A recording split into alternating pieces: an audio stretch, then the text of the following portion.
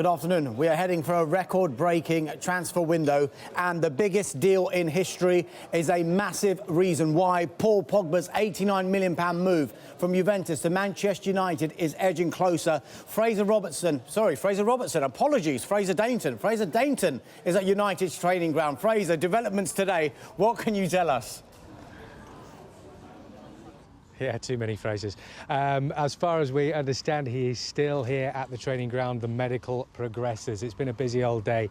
He left at 9:15 this morning from Nice Airport on a private jet and arrived just after 11 o'clock afterwards in Manchester.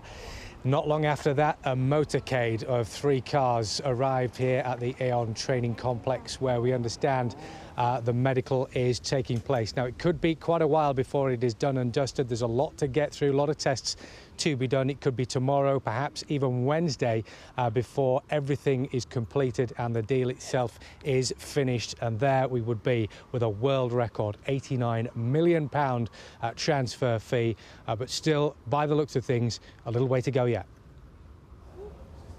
Fraser Dainton at Manchester United's training ground. Thank you very much indeed. So, from United to City we go, and we are told they are listening to offers for this man, Samir Nasri. The asking price is believed to be £17 million, with AC Milan, Inter Milan and Roma all interested. Nasri was forced to train alone by boss Pep Guardiola after he returned from holiday overweight. Now staying with Manchester City and their pursuit of the Everton defender John Stones. This one remains deadlocked. We are told Everton have made City aware of the price tag, and it will take £50 million to get him. But with time running out, Everton don't want to be in a position where they don't have replacements. That's why they're actively looking for central defenders. We understand that Ronald Koeman is interested in being reunited with Southampton defender Jose Font. However, boss Claude Puel expects the player to stay. Font, for his part, has been quoted as saying he's happy where he is, but would be tempted by a move to what he describes as a world-class club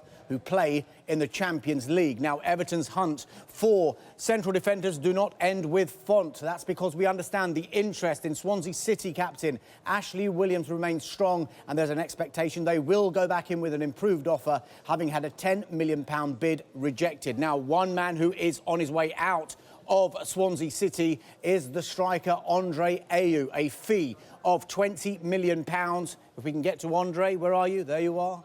Has been agreed with West Ham, £20 million, as I said. We are told the medical is done.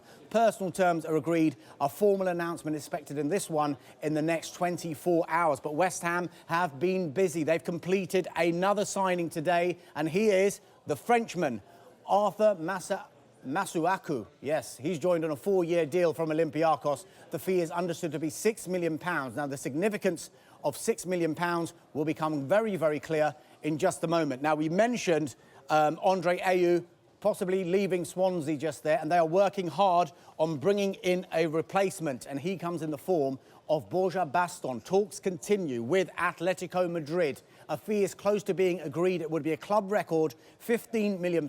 Swansea hopeful the player will fly into the UK in the next few days to take a medical, but there is still work to do to get that one over the line. Now, from the latest, from Baston to a man you can't keep out of a transfer window, Saido Berahino. The saga rumbles on. I'm told new chairman John Williams has been meeting his senior staff today to discuss transfer strategy at West Brom, with Berahino high on the agenda. Stoke City's bid of £20 million remains on the table, but they will move to other targets if the Saido situation is not resolved, and not resolved quickly.